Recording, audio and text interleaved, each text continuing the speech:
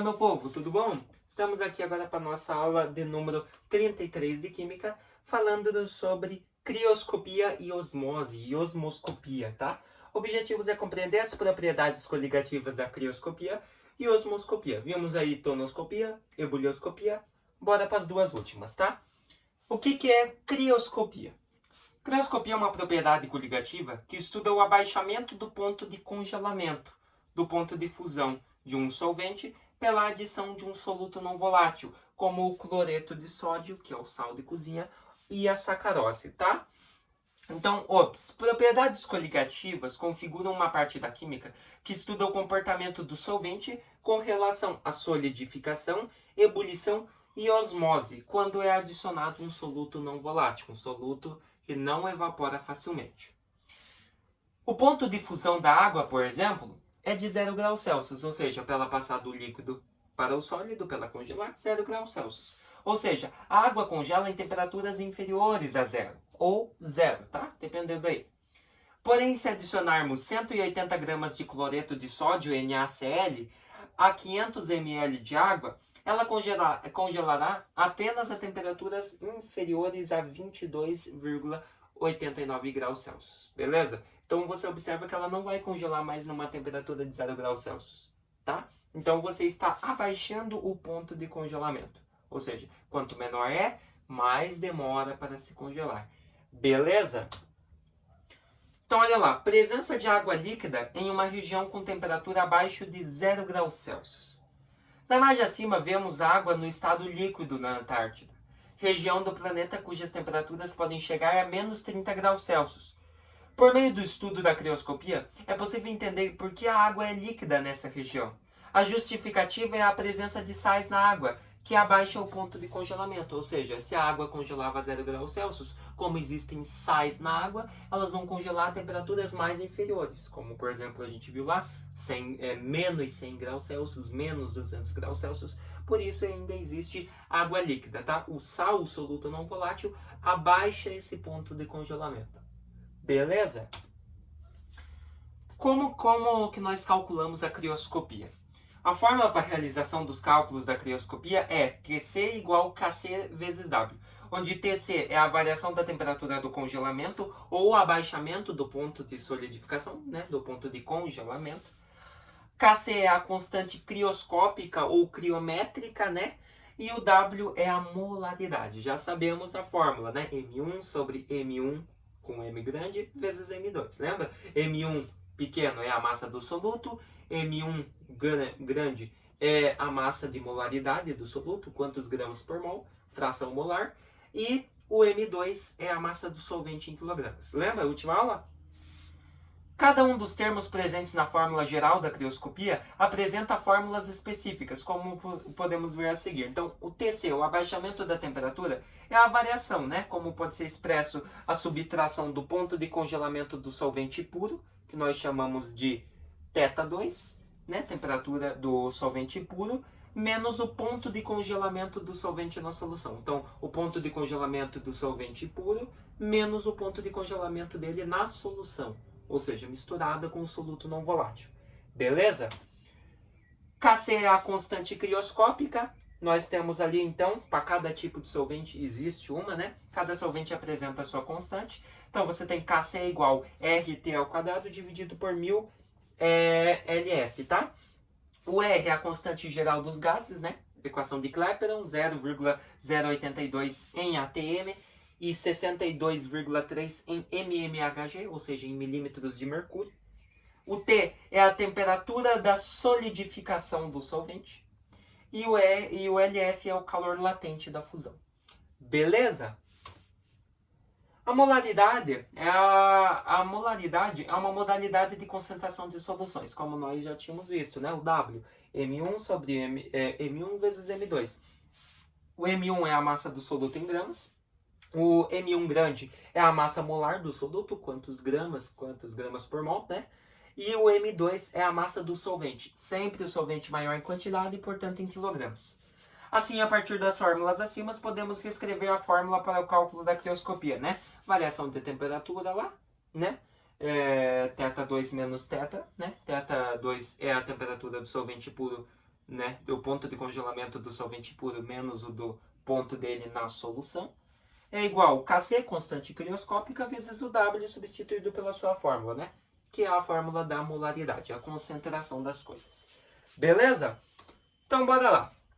Osmoscopia. O que é osmoscopia? Osmoscopia é uma propriedade coligativa, as outras são tonoscopia, briloscopia e crioscopia, né? Que estuda a ocorrência de osmose entre duas soluções de concentrações diferentes, sendo uma delas mais concentrada que a outra. Então, osmose é a passagem de um solvente do meio menos para o meio mais concentrado. Então, olha só. As propriedades coligativas ocorrem quando um soluto não volátil é adicionado ao solvente. Nunca se esqueça. Então, olha lá. A osmose é o movimento de água através de uma membrana semipermeável, ocasionado por diferenças na pressão osmótica. É um fator importante para a vida das células. O que é a pressão osmótica? A pressão osmótica é a pressão exercida sobre a solução com maior concentração para que ocorra osmose. Ou seja, para que o solvente não atravesse a membrana semipermeável. Então, galera, osmoscopia, tem essa propriedade. É a passagem de um solvente do meio menos para o meio mais concentrado. Por exemplo, você tem a alface. Você coloca ela numa bacia com água, você tem a água, beleza. Mas agora você passa essa alface para uma bacia com água e sal, a alface vai murchar. Por que ela vai murchar? Porque ela passou do meio menos concentrado, que era só a água, para o mais concentrado, ou seja, com a adição de um soluto não volátil, que é o sal. Então, ela vai murchar por conta disso, tá?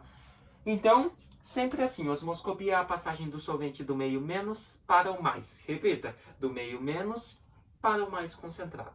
Beleza? Partindo disso, como que nós calculamos a pressão osmótica? Π é igual a mRT. Π é a pressão osmótica, M é a concentração em mols por litros, R é a constante dos gases, né? E T é a temperatura em Kelvin, tá? Sempre trabalha a temperatura padrão em Kelvin. Como a concentração em mol por litro apresenta uma fórmula particular, como a representação a seguir, que é M igual a M1 sobre M1 vezes V, né? Massa ali do soluto dividida pela fração molar dele vezes o volume. Caso o soluto presente na solução seja iônico, devemos utilizar o fator de correção de Van der Rohe, que a gente viu também I, na expressão, para o cálculo da pressão osmótica. Então, caso o soluto seja iônico, ou seja, o soluto produza íons. Então, você utiliza π é igual a mRTI. Beleza? O I é o fator de correção de Van der Rohe. Beleza? Exemplo de cálculo de pressão osmótica. Uma solução contendo 2 mg de um novo antibiótico em 10 milímetros de água a 25 graus Celsius produz uma pressão osmótica de 0,298 milímetros de mercúrio, né? mmHg. Então, a massa molecular desse antibiótico é aproximadamente... Então, bora lá. Como que nós calculamos isso?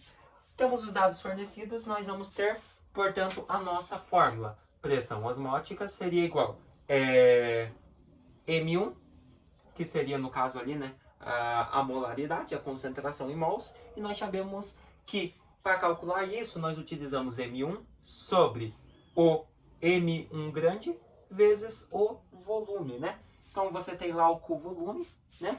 É 10 ml, porém, o volume só pode ser em litros, pois a pressão a pressão osmótica é dada em milímetro por mercúrio. Ou também a concentração é mol por litro. Por isso que sempre você nunca utiliza o ml. Sempre o litro, tá?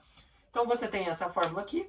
Vezes, agora aqui em cima, lembra? Continua a fórmula. Constante universal dos gases, R, vezes o T, que é a temperatura. Então, portanto, você tem essa fórmula para ser utilizada. Partindo disso, π. π é a pressão osmótica. Qual que é a pressão osmótica? 0,298 mmHg, que é o milímetro de mercúrio. Então, você teria no lugar do π 0,298, que é igual. Pega lá, M1. O que é o M1? É a massa do soluto. Ou seja, você tinha 2 mg de um novo antibiótico. 2 mg nunca pode ser em miligramas, sempre em gramas. Se você passar miligramas para gramas, após dividir por 1000, você teria 0,02 gramas. Então, você teria no lugar do M1, 0,0... são quantos zeros? 002, né? Gramas. vezes a constante universal dos gases, que ali no caso, como ele utilizou em milímetros de mercúrio, você não vai utilizar 0,082, tá? Você vai utilizar 62,3 milímetros de mercúrio também. Tá? Então a constante universal dos gases ela pode ser em atm, que seria 0,0082, ou pode ser em milímetro de mercúrio, que seria universal 62,3, tá? Vezes a temperatura. Qual que é a temperatura que ele deu para nós? 25 graus Celsius. Porém, temperatura, nós trabalhamos em Kelvin. Passando 25 graus Celsius para Kelvin, você tem 298 kelvins, tá? Então, no lugar do T ali. Para isso, você vai dividir por M1. Ele quer descobrir, o que ele quer descobrir nesse exercício? É a massa molecular do antibiótico, ou seja, ele quer saber a massa molar desse antibiótico, tá? Por mols. Então, você teria M1 grande, que é o que nós queremos descobrir, né? O M1 grande aqui. Vezes, daí você tem o volume, né?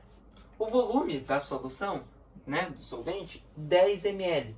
Porém, não podemos trabalhar com ml, só com litros. Então, passando de 10 ml para litros, você tem 0,01 litros. Beleza? Tá aparecendo aí no slide para vocês, né? As transformações. Partindo disso, só você fazer assim. Aqui eles já passaram multiplicando, né? Então você tinha 0,298. Como esse M1 vezes 0,1 estava dividindo, ele passa para cá multiplicando. Então, vezes M1 vezes 0,01. Que seria igual. Agora você vai multiplicar esses aqui. Se você multiplicar toda essa parte de cima aqui, 0,002 vezes 62,3 vezes 298, você vai ter 37,1308. Então, 37,1308. Beleza? Pode fazer na calculadora aí que vai dar certo, tá? Partindo disso agora, o que nós vamos fazer? Você vai multiplicar 0,298 vezes 0,1 vai te dar 0,00298. Então você observa que acrescentou mais dois zeros por causa que eram os zeros do 0,01. Então 0,0298, o M1 a gente repete, igual a com 37,1308. Agora é só nós dividirmos, né? O M1 é o X da nossa questão. M1 é igual a 37,1308. E esse aqui que estava multiplicando vem dividindo. Então, dividido por 0,00298. Portanto, a sua fração molar, M1, seria de, dividindo esses dois números, seria 12.460. É isso? É isso. Unidades. Beleza? Então, para resolver esse exercício, basta aplicar na expressão o cálculo da pressão osmótica e os dados disponibilizados conforme a seguir. Beleza? Que no caso seria ali. Então, você tem que a massa molecular do antibiótico seria de quantos? 12.460, onde que tem? Eles arredondaram para 12.500. Mas tá bom. Então seria o mais próximo ali a letra D, beleza? Então você teria uma massa molecular desse novo antibiótico de 12.460 unidades, beleza? Ou seja, massa molecular, ou mols, né? Seria aí o mol por litro que é produzido nessa solução. Beleza? O que nós vimos nessa aula então, galera? Vimos propriedades coligativas, vimos a crioscopia, que é o abaixamento do ponto de congelamento, ou seja, dificultando que o passe do líquido para o sólido, ou seja, que um líquido se solidifique mais, né, pela adição de um soluto no volátil.